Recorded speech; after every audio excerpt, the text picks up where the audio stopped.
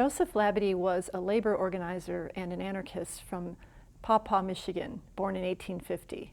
He got involved in anarchism by reading a newspaper called Labadie, which was published out of Boston by a man named Benjamin Tucker. And it was a very influential newspaper at that time in the 1870s and 1880s.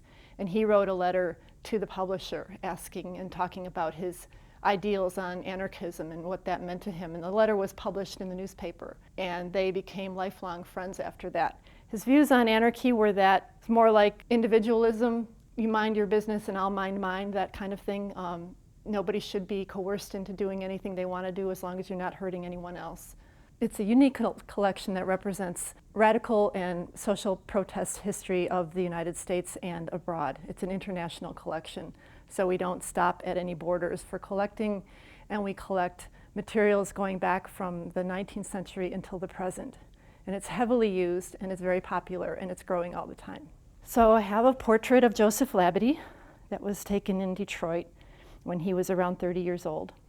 This is a sample of one of his booklets that he bound himself. He did his own sewing on the bindery and this little hand machine that he had created, and he did his own printing in his own shop. And this is a sample of one of the pamphlets. Many of the pamphlets he made were bound with scraps of paper that he had laying around because he couldn't afford good binding for them.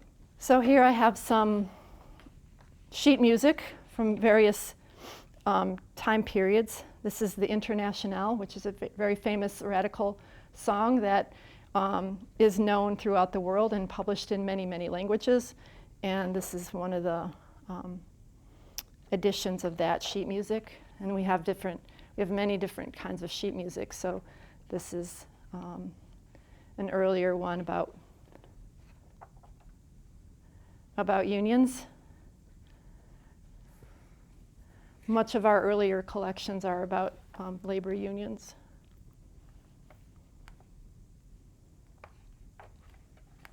Joe Labadie was not a member of the IWW, but the very first curator of the Labadie Collection was an IWW member. Her name was Agnes Inglis, and she became the first curator in the early 1920s. Because of her work, we have one of the best collections of IWW literature in the world. We have this poster, which I really like a lot. The capitalist's heart is in his pocketbook, and he uses the club overuse so he can wear diamonds. By organizing right, we can give him a spade by which to earn an honest living. We have Joe Hill's ashes. This is actually the envelope that his ashes were distributed in to all the different union locals around the world.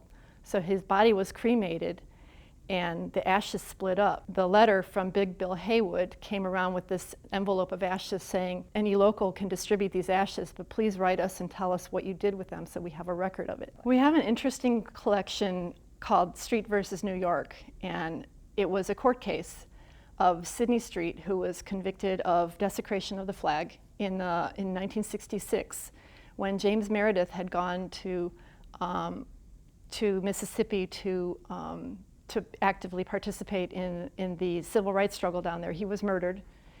Sidney Street was very, very upset by this, and in New York City, he got word that this happened. Everybody knew about it. There was a big protest, demonstrations all over the place. He burned a flag in protest, saying that if that could happen to James Meredith, that we don't need a flag in this country. So he was arrested and convicted of desecration of the flag. Eventually the case went all the way up to the Supreme Court, and it fell on his side then as a First Amendment case in his favor. So he had freedom of speech to burn the flag. So part of the collection includes the burned flag, remnants of the burned flag that were used as evidence against him in the case.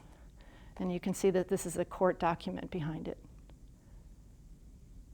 This is a flyer protesting Nixon and the Vietnam War that was held at the University of California at Berkeley. And it says, demonstration to protest the racist and fascist attitude of Tricky Dick Nixon gang. And also handwritten on the sides, Free Huey. Huey Newton was the head of the Black Panther Party at that time, who was in prison.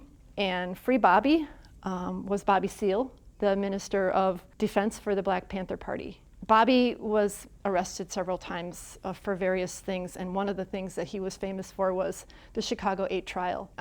During the Democratic National Convention in Chicago in 1968, there was a massive protest. 8 people who were leaders of different organizations at that time were rounded up and convicted or put on trial for conspiracy to overthrow the government. And Bobby Seale was one of those people.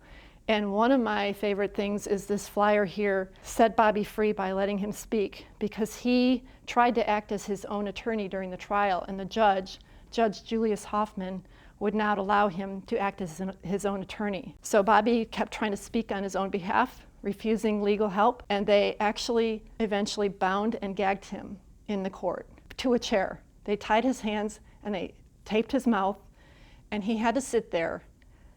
And it was an incredible scene of oppression and racism in that courtroom. So eventually he was separated from that trial, and he had his own trial eventually, but he was part of the original 8. We do have quite a bit of material, growing collection on the Occupy movement. This is called Occupied Media. This is the organization that publishes these. It's the Free Association, Up We Rise, Reflections on Global Rebellion, from the Occupied Media pamphlet series. So these are brand new that we just received in a couple weeks ago. And then we have this one. This one is Taking the Brooklyn Bridge, Stuart Leonard, and this is a publication in English and Spanish. There's never going to be an end to social protest, so there's never going to be an end to the amount of materials that are coming in and being preserved and being made accessible to the world for free.